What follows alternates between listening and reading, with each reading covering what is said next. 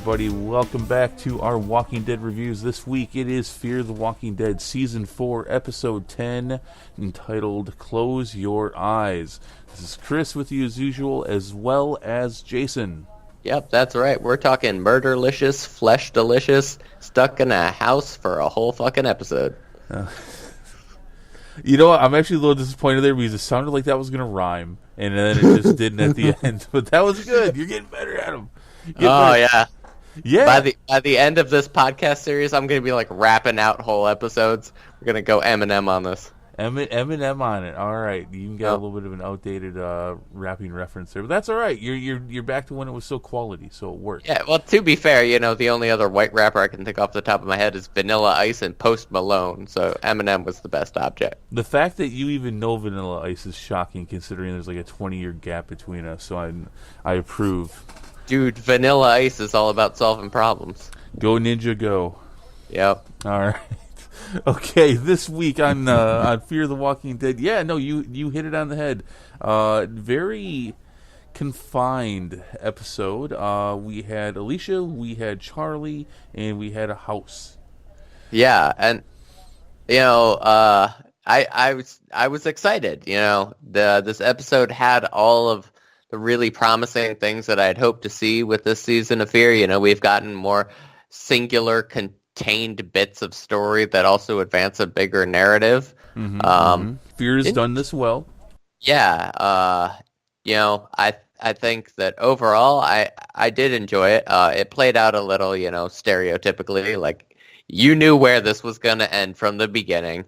But I enjoyed it overall.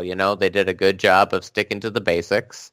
The shot composition I really enjoyed. The limitations of being stuck in a house and how they continually played with space was really nice. They trap them in an area and then get them to a different area.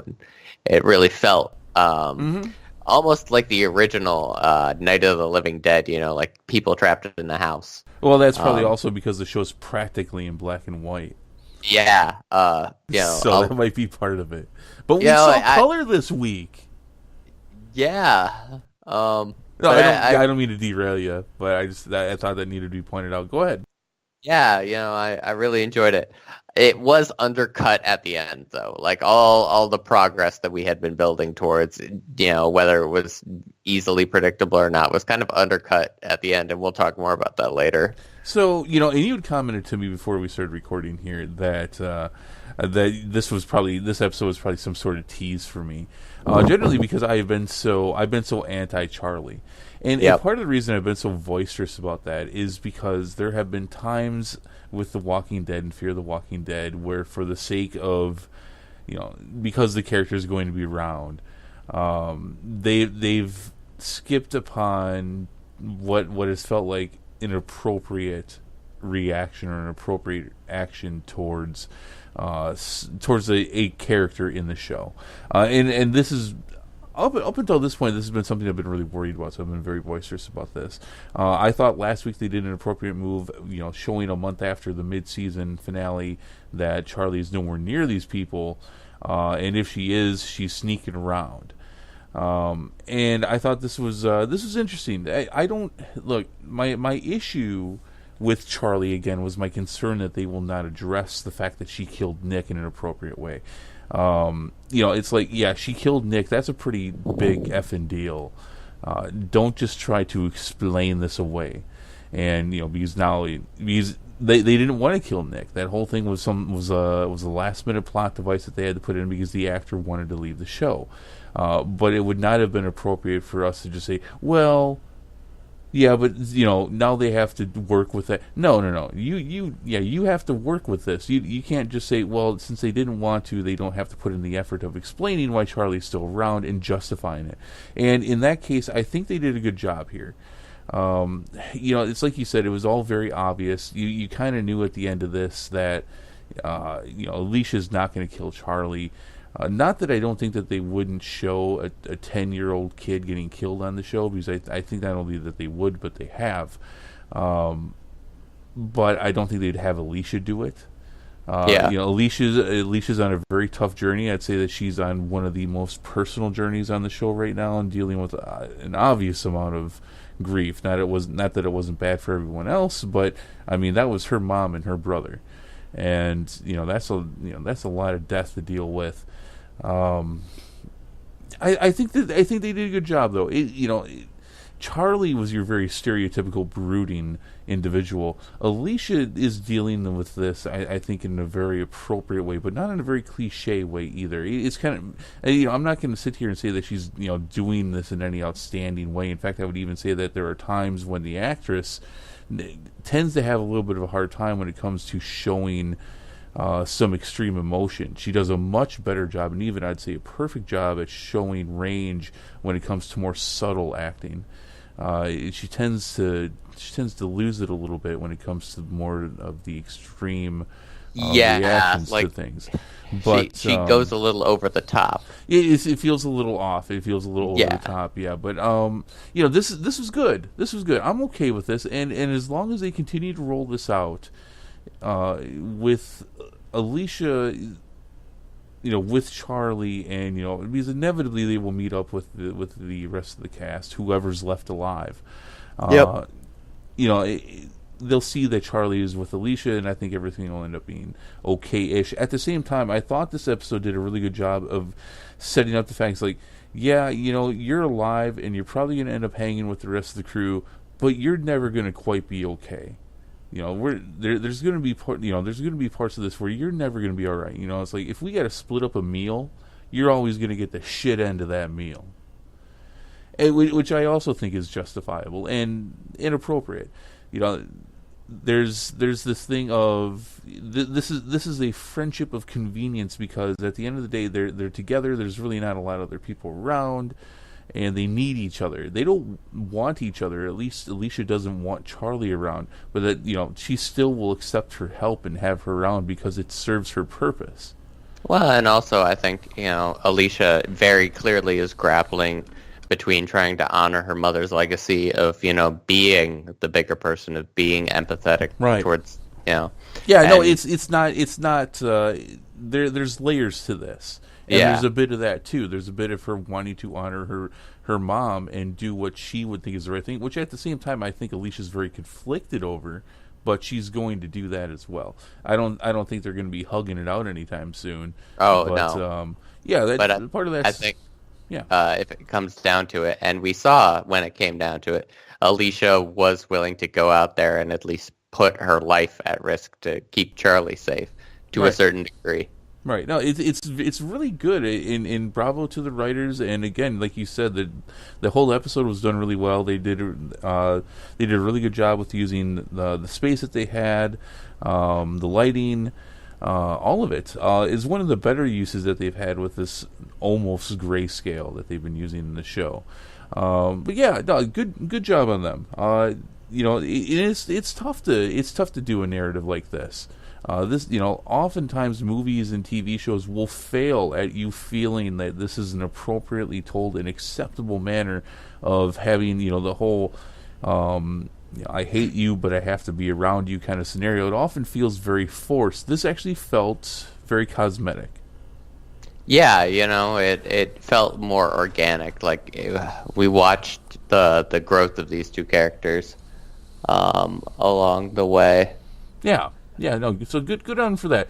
So something you had mentioned here a moment ago, and I just kind of alluded to here a little bit. We got color. We got some effing color. Now we have this whole season. We have only seen color in the form of a flashback. With that's showing everything that happened before the stadium went down, and then we didn't even get any last week at all. Because there wasn't anything like that, but we got a little bit of color this week. And you can't help but to notice it. And again, kind of in a flashback form, where they were Alicia was relaying back a memory to Charlie and trying to take her there in her own mind, explaining things to her. What do you feel is going on here? Well, it makes me a little conflicted, because I've got two things going on. Either they're trying to paint a very clear distinction in the reader or in the viewer's mind between like things were better in the past and they're worse now, which is a more clear overtone. And maybe some way through the season, we'll start to see the seeping of color return. Like as things. Oh, I definitely think that they'll reach an end of it here. Yeah, like things will get quote unquote better. And we'll start to see the color seep back in. Right. So the question, I guess, is how and when do you think that's going to happen? Do you think that Morgan is alluding to going back to Virginia? Do you think it'll take until that point? Because basically this lack of color came in more or less when he showed up. Yeah. Is it going to take that? Are we seeing things through a very odd perspective because of Morgan and where he is and what he's doing? I wouldn't accept that as a very good answer, considering he wasn't in this episode and we didn't. We were dealing with the same contrast of colors. No, I think we'll probably get there. Once we have a satisfying conclusion to Alicia's arc, probably would be my guess. Well, so yeah, basically, I would have to feel that overall this has happened, and they showed this at the first part of the season, that the main reason for the whole color black and white thing is because everything went to shit after the stadium fell, and that the world was such a darker, bleaker place. I thought the narrative of using the colors was kind of obvious in the first half of the season. I'm a little confused as to why we're still here, though. Why everything's still very black and white. And then, of course, they showed. I could have felt that it wasn't just them talking while being at the beach, but it also seemed like when the sun was going into the car early that morning, it also seemed like things were getting very colorful then as well. Or could that just have been because that was the sun coming into the car? I could have thought that was more than just brighter light. I thought that was also a lot of color as well. Oh, I took it just as the sun. Just as the sun? Okay. Well, yeah. All right, there it is. Yeah, so, I mean, what do you think it's going to be? Right now, I'm kind of looking at, I think we're going to be dealing with this black and white pretty much for most of the season. Yeah, I would agree with that. I think the narrative's going to end up being that they're gonna give us color by the end of it. Yeah, that I would agree with that 100%. That's very Walking Dead-esque. So one of the last things that we wanted to talk about was the fact that they definitely took us down this journey with these two characters, and a couple things that we both thought it was weird at the end. She gives her weapon, which by the way was a badass weapon, that shaved off gun barrel. Yeah, the gun blade. Yeah, that thing's pretty awesome. But then she takes it back.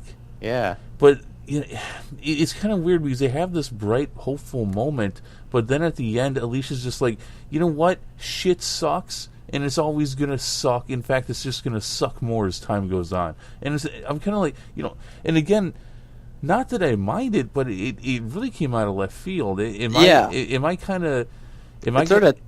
I being taken aback here by more complex and better writing than we're used to? I don't know. Like, I think part of it is as viewers, as people, we've seen stories like this before, though.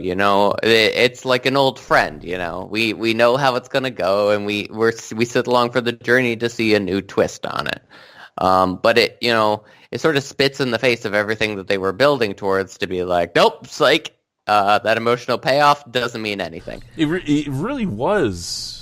Especially because The Walking Dead has been very if I can say the word formulaic.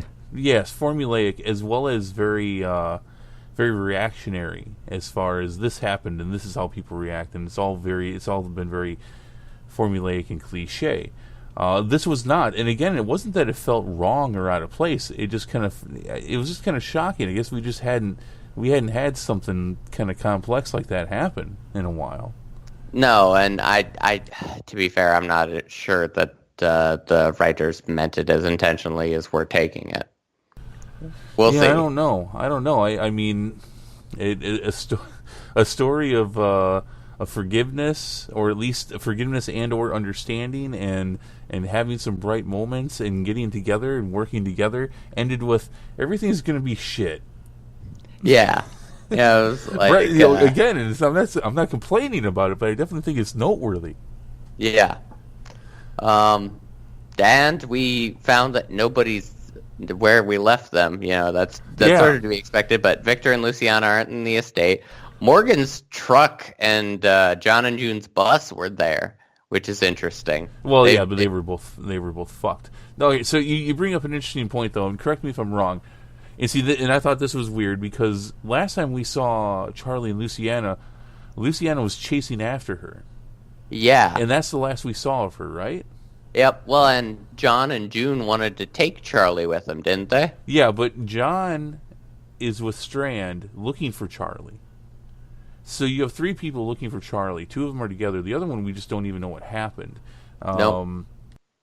And I don't remember where June was with Al. That's right. June was with Al up somewhere else up the river.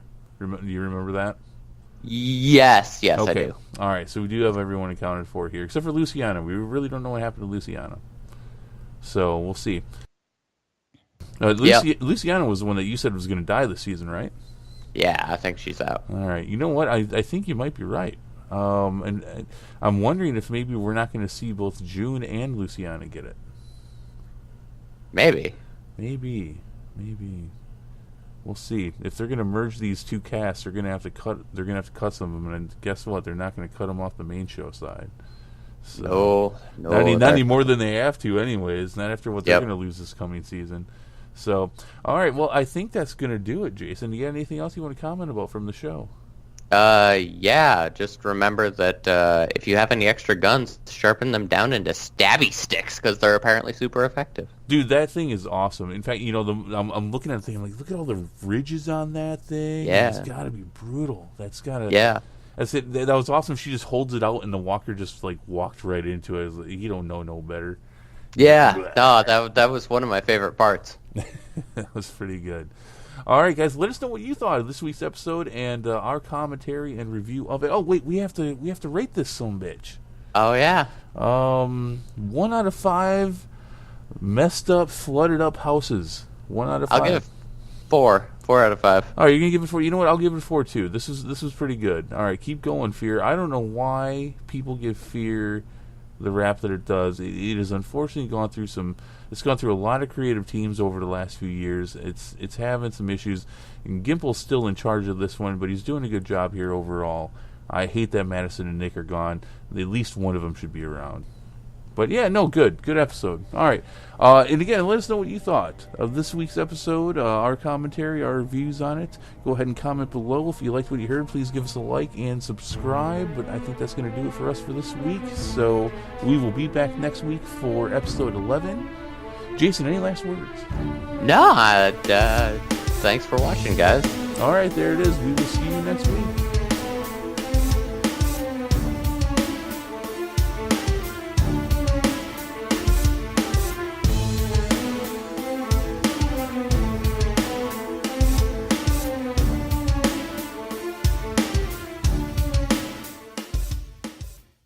Hey people, thank you for tuning into this episode and taking a listen. If you like our content, if you like what you're listening to, there anything we go over, hey, please, we would not only love to hear more from you, but if great if you could throw some support. You can subscribe right below. Also, you can toss us a line anytime. That's ksawmedia@gmail.com. Of course, you can tune in for our channel anytime for movie reviews, game reviews, a lot of random wacky stuff. Yeah, who knows what you'll hear. And of course, our episode each week where we're bringing the nerdiest things we can find, dig up, and maybe not find. Maybe the stuff that just drops in our laps. But anyway, hey, thank you so much for tuning in. Thank you for listening. We hope to hear from you again later. Take care.